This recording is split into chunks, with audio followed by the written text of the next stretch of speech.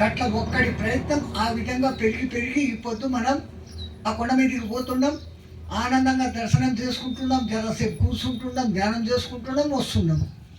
ఇంత జరిగేదానికి కారణం ఏమైంది? ఒక్క మనిషి లక్ష్యం. కష్టమైన దారులు ఎన్నో ఉన్నప్పటికీ జ్ఞాన సాధనలో ఆత్మను మనం తెలుసుకునేదానికి అత్యుత్తమమైన సులభమైన మార్గము ఇప్పుడు మనం పోయిన రోడ్డు మార్గం. మిగతా ఏ దావిలో పోయినా కానీ జరంతా కష్టపడాలి. కష్టం లేని దాన్ని మనకు పత్రిజీ మహర్షి ఇచ్చాడు. మిగతా వాళ్ళందరూ చెప్పిన మార్గాలు కొంచానికి అంతా జర దాంట్లో కష్టం ఉంటుంది. ఈ మార్గంలో ఏమీ లేదు. మిగతాది నేర్చుకోవాలంటే జరంతా పైసలు ఖర్చు పెట్టాల్సి వస్తుంది, ఫీజులు ఇవ్వాలి. ఆశ్రమాలకు పోతాం, ఆడ యజ్ఞం చేస్తామంటే యజ్ఞం కింద పైసలు ఉంటాయి. పూజలు చేస్తామంటే పూజలకు ఈ మధ్య టికెట్లు పెట్టి ఫ్రీగా ఏది దొరకడం లే. మరి తరించాలని మనకు ఉంటుంది.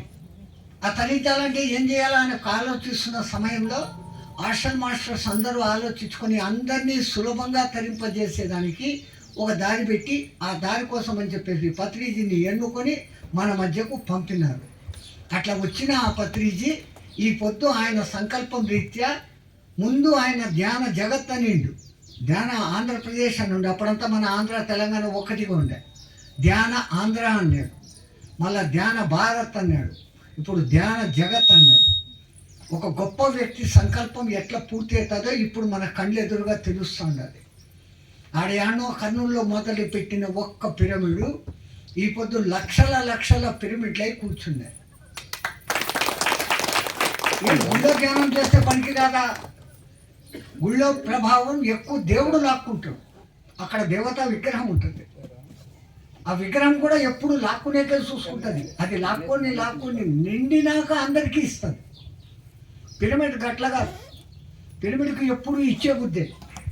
ఎందుకంటే విశ్వం నుంచి శక్తిని ఆ కోణాల నుంచి సరిగ్గా తీసుకొని దాని కింద జపం చేసిన వాళ్ళకే కాదు, చుట్టుపక్కల దాని తరంగాలు 3 కిలోమీటర్ల దూరం పోతాయి. అట్లా చేసి ఈ ఊరు మొత్తానికి శుభం చేసిండు మీ ఊరు మహేష్. శంకరుడు మహేశ్వరుడు అంతా ఒకడే. మహేష్ అబ్బో పేరు కూడా ఆయనదే పెట్టుకున్నాడు, మస్తుగా ఉండదు. ఇంకా మనం చేయాల్సిందేంది? పిరమిడేమో ఆయన కట్టేసినాడు, దాన్ని వాడుకోవాల్సింది మనమే. ఆడ లోపల వచ్చి కూర్చొని ధ్యానం చేస్తే ఆయన ఏమన్నా టికెట్ అడుగుతాడా మిమ్మల్ని? ఇంకా కూర్చోండి అంటాడు. కావాలంటే లోపల ఫ్యాన్లు కూడా పెడతాడు, ఎండాకాలం వస్తే ఏసీలు కూడా పెడతాడు. మస్తుగా వచ్చి కూర్చొని మీ పాటలో మీరు ధ్యానం చేసుకుంది. ధ్యానం చేసుకుంటే ఏమొస్తుంది పోయి? మాకు ఇంట్లో వంట పని ఉండాలి, స్కూల్ పని ఉండాలి, అవి 24 గంటలు మన బతుకులో ఉండనే ఉండాలి. అదే లోకమా మంది? మనల్ని మనం తెలుసుకోవాలంటే, మన లోపలికి మనం పోవాలంటే ఉన్న ఒకే ఒక మార్గం ధ్యాన మార్గం. కళ్ళు తెరిచి చూస్తున్నంతసేపు ఈ దిక్కుమాలిన ప్రపంచమే కనపడతా ఉంటుంది. నోరు తెరిచినామంటే వంట మాటలు, ఇంతో మాటలు, మంచి మాటలు, చెడ్డ మాటలు, ఎనర్జీకి అంతా వేస్ట్ అయిపోతుంటుంది. ఆ శక్తి పోకుండా శక్తిని పొందే సులభమైన మార్గం పిరమిడ్లో చేసే ధ్యానం. అందుకని ఆ మహానుభావుడు ఇక్కడైతే తయారు చేసిండు. ఏమో అలాంటి వాళ్ళని ఈ దాకా లాక్కొని రాగలిగిండు. ఆయన సంకల్ప బలం. ఆ సంకల్ప బలం ఆయనకు ఒక్కరికే ఉందా? మనకంతా సంకల్పం లేదా? ఊరును ఉద్ధరించాలనే సంకల్పం లేకపోయినా మనల్ని మనం ఉద్ధరించుకోవాలన్న సంకల్పం అన్నా మనకు ఉంటుందా? ఉన్న స్థితి నుంచి ఇంకా ఉన్నత స్థితికి పోవాలని మనకు ఉంటుందా? గట్లా ఉన్నప్పుడు ఆ సంకల్పం నెరవేరాలంటే ఆ సంకల్పానికి ఏదో ఒక పని చేయాలి. సంకల్పం పెట్టుకునే ఇల్లు కట్టాలని, ఈడ కూర్చొని ఇల్లు కట్టాలా, సంవత్సరం అనుకో ఇల్లు తయారవుతుందా? ఇటుకలు తెప్పియాలా, ఇసుక తెప్పియాలా, సిమెంట్ తెప్పియాలా, మేస్త్రీలు రప్పియాలా, కట్టుకుంటే ఇల్లు అవుతుంది. అంటే మన ప్రయత్నం. నేను ధ్యానం చేస్తే బాగుపడతాను అని నోట్తో అనుకుంటే కాదు, ధ్యానం స్వయంగా మీరు చేసుకోవాలి. మీ పూజలు చేసుకోండి, మీ ఇంటి పనులు చేసుకోండి. ఖాళీ సమయం దొరికినప్పుడు మీ లోపలికి మీరు ప్రయాణం చేయండి. ఆయన సంకల్పం కూడా అదే. ఆ ధ్యానంతో ఆయన ఏం లాభం పొందినాడు, ఏం సుఖం పొందినాడు, ఏం ఆనందం పొందినాడు, అది నలుగురికి పంచాలని ఈ పని చేస్తుంది. ఈయన ఎట్లాంటి వాడు, ఎక్కడి వాడు మీకు తెలుసా? మీ ఊరు కూడా కదా, మీకు తెలియదా? తెలుసా తెలియదా? చెప్పండి. నాకు తెలుసు ఆయన ఎక్కడోడు.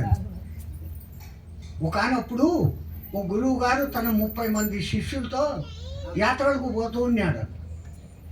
ఒక ఊరికి పోయినాడు. సన్యాసులు అంటే ఏంది, బిచ్చం అడుక్కుంటారుగా. ఇంటింటికి పోయి అమ్మ భౌతి భిక్షం చేసి అన్నారు. ఆ ఊరోళ్ళందరూ అన్నారు, ఏనుగులాగా ఇంత లావు ఉండారు, పని చేసుకొని బతకకుండా ఉద్దరకు తిండికి వస్తారా, మేము పెట్టం పోరా అన్న. 3 రోజులు ఆ ఊరంతా తిరిగింది, ఒకడు తిండి పెట్ట. గురుగారు ఆ ఊర్లో నుంచి వచ్చేటప్పుడు ఊరు బయట నిలబడి, ఈ ఊరోళ్ళంతా ధనవంతులై ఆరోగ్యవంతులై ఈ ఊర్లోనే కలిసిమెలిసి బతకాలా, ఈ ఊర్లోంచి బయటికి కాలు పెట్టకూడదు అని ఆశీర్వదించారు. శిష్యులందరూ వండుకొని వారం రోజులు మనకు తిండి పెట్టలే, తిట్టిరి. వీళ్ళనేది భయ ఇట్లా ఆశీర్వాదించినావు అని. నీకు తెలియదు, ఎన్నో మూసుకోండి. మళ్ళీ ఇంకో పక్క ఊరికి పోయినాడు. ఆ ఊర్లోకి ఇంకా ఎంటర్ కాకముందే ప్రతి ఇంటోళ్ళు, సామి మా ఇంటికి రండి, మా ఇంటికి రండి, పొద్దున మేము టిఫిన్ పెడతాం, మధ్యాహ్నం నేను టిఫిన్ పెడతాం. వారం రోజులు మస్తుగా పెట్టింది. అయ్యా ఇంకా మేము పోతుండాం ఊరు ఇడిచిపెట్టి అని. ఊరు బయటి దాకా వచ్చి అందరికీ శాలువలు కట్టి దక్షిణ పైసలు కూడా చేతిలో పెట్టినారు. అప్పుడు ఈ గురుగారు అన్నారు, ఈ ఊరంతా అత్యంత తొందరగా పాడైపోవాలి, ఈ ఊర్లో ఉన్న ఇంటింటోడు వేరే వేరే ఊర్లకు పోయి చేరుకోవాలి. జై శ్రీరామ్ అన్నాడు, పోయినాడు. ఇంకా ఆ శిష్యునికి మండిపోయ. గాడ తిండి పెట్టకుండా తిట్టినోళ్ళనేమో బాగుండమని పైసలు ఇమ్మని ఆశీర్వదిస్తుంది.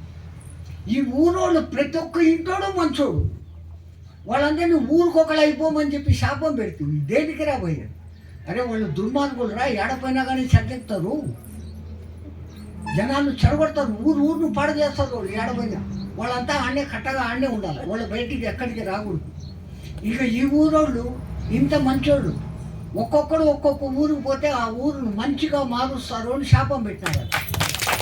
ఆ ఊళ్ళో నుంచి వచ్చినాడే ఈ మన మహేశ్వరయ్య. ఆయన ఒక్కడేనా మీరంతా కదా? మీరందరూ కూడా ఆ ఊరు నుంచే వచ్చినట్లు అనుకోండి. ఆ అదృష్టంలో బట్టే ఈ పొద్దు ఈడ కూర్చొని మనం అంతా మాట్లాడుకుంటున్నాం. మేమేదో ఉద్ధరించేసినాం, నేనేదో గొప్పోడిని ఏం లేదు.